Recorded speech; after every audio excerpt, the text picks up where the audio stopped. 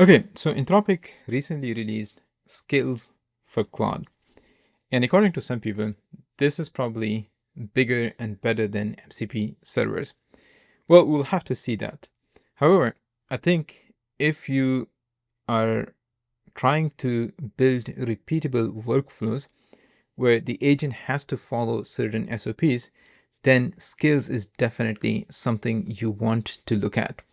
So in this video, we're going to try to understand what skills are, how they are different from MCPs, subagents, and slash commands, and when you should start thinking about using them. So we're going to try to address the last question first. So according to Anthropic, we need to think of them as custom onboarding material that let you package expertise, making Claude a specialist on what matters to you. So think of this as very early patterns of continual learning without modifying the model weight. Now, this might sound like a big claim. I will try to explain that later in the video. But in general, skills are a set of instructions along with a set of resources that the agent can use to execute a repeatable pattern that you want the agent to follow. And this is going to be defined in terms of folder with skill.md and a set of other files which the agent can refer to if it tries to solve a specific set of problems. Anthropic actually used this internally. So one example that we have seen is the file creation capability of Anthropic. It basically is a skill that is defined using a skill.md file and then a bunch of Python files or Python set of instructions that the agent executes if it wants to create a new file or modify an existing file. Now, you might be thinking, we can potentially do all of these things using subagents and MCPs. And you are right. But there is a huge difference. And it mostly comes down to how the context window is managed. So if I were to go and open a new instance of Claude, this is a completely fresh instance. Now, if I check here, I have 3 MCPs that are currently connected. If we look at the usable context that is left right now, we're going to see that currently just the MCP servers are using about 16% of the context. That is almost 32,000 tokens.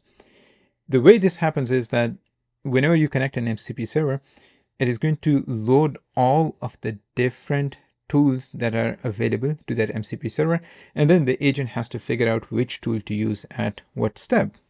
Now, there is another way. We can create agents, right? So each agent is going to be specialized. If you look at, there are some built-in agents. The problem with agents is that their context is very different from or completely isolated from the main agent.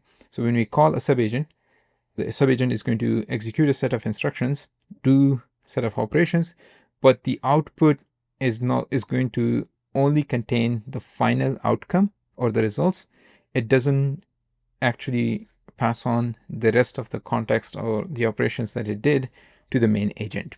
Now, Claude skills are very different, and it all comes down to this skill.md file, which basically contains the system prompt or what exactly this skill is supposed to do, along with some tools that are going to be available to this specific skill.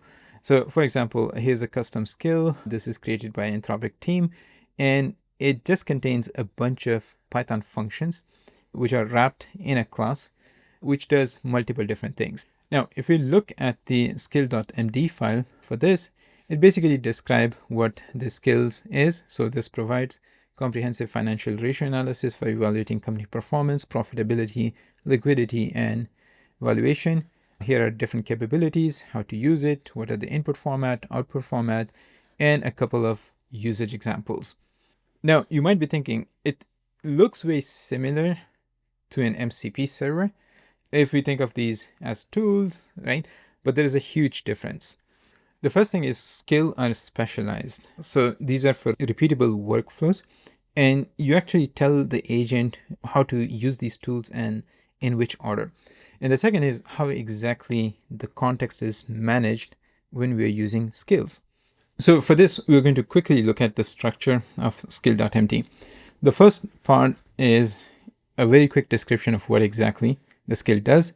Then there's another section which basically goes into a little bit more details, how to use different files and what capabilities are available. And this is the most important part to keep in mind when you are trying to build skills and how to think about their usage. So the first part, which is basically just the metadata, is going to contain about 100-150 tokens. Then the second part, which tells the agent what actual tools are available, are going to contain probably less than 5,000 tokens. And then the next part is the actual files or resources, which could potentially contain unlimited tokens, right? Now, with that in mind, here is exactly what happens when the agent decides to use a skill. If you're using a number of different skills, it will initially have only the description or metadata. So for every, we are looking at around 100 to 150 tokens only, not the full 32,000 tokens with all the tool descriptions. When the user request comes in, it will just pick one or multiple skills based on the similarity with what the user is asking for. Now, if it finds out that that skill is not relevant, the agent can simply discard it and just look at another skill.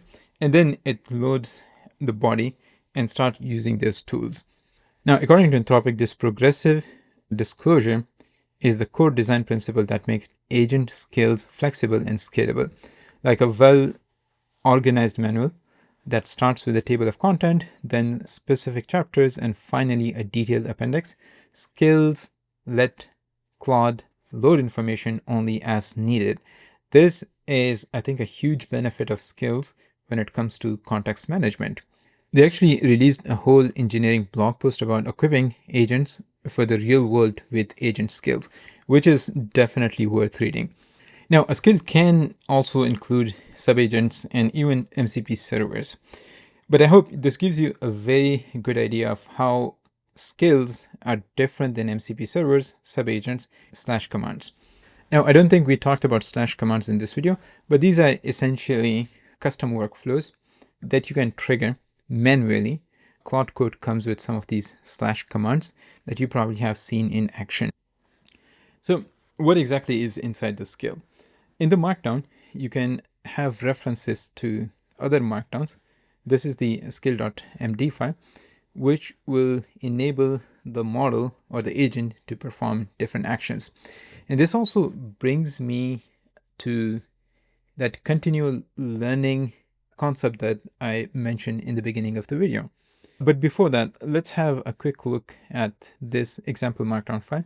Now, depending on the action that the agent wants to perform, there are different markdown or instruction files, and they are kind of hierarchical in structure. So from this instruction file or MD file, there will be further instructions on how to use a set of different available tools. Now, this is, I think, very beautiful because this lets you use a single skill to define multiple different workflows that the agent can execute on user behalf. And it's going to be extremely helpful for the agent to learn new SOPs or standard operating procedures that the companies or individual developers wants to teach the agent. So the idea would be to expand the capabilities of your agent by just bringing in new skills that it hasn't seen before. But since you have very well-defined instructions on how to use these different tools is supposed to accomplish, the agent can run on the fly.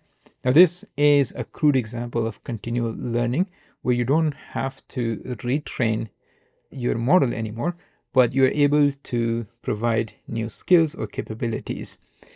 Now, that being said, these are very early days. We don't know if this is the pattern that everybody is going to adopt or not, but Anthropic has been releasing some very interesting tools and techniques lately.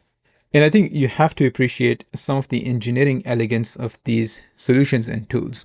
Now, you might be thinking, well, you can do all of this with custom instructions and projects, both within Claude as well as ChatGPT. And you're right, but there is a huge difference.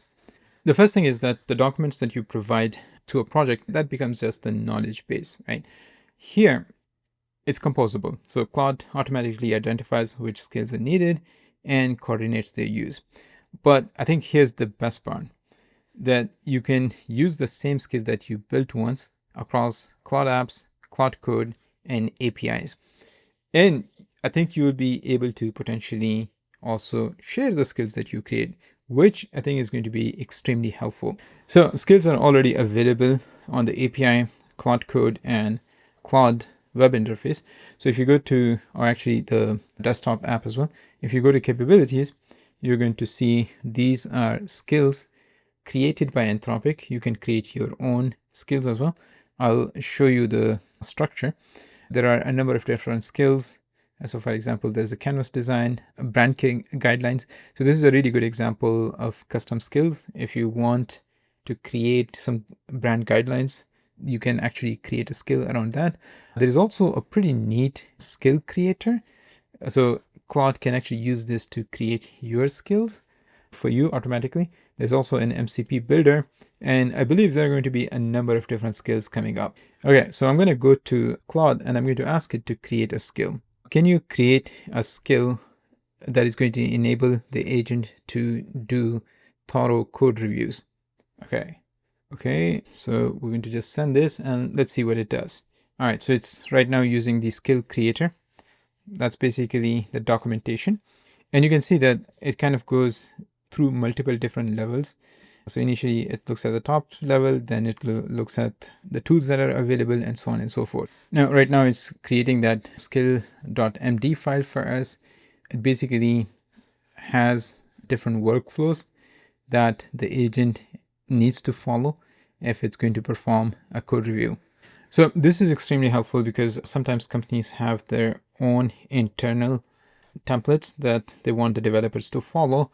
There might be specific guidelines, right? So if you just create a sub-agent that is going to do code review, that might not be as customizable as a skill that you can provide very specific instructions to. And instruction in this case could be just simple guidelines documentation. Now, once that is done, you can actually just copy over that folder that Claude is going to create for us into Claude code, and you will be able to use this new skill.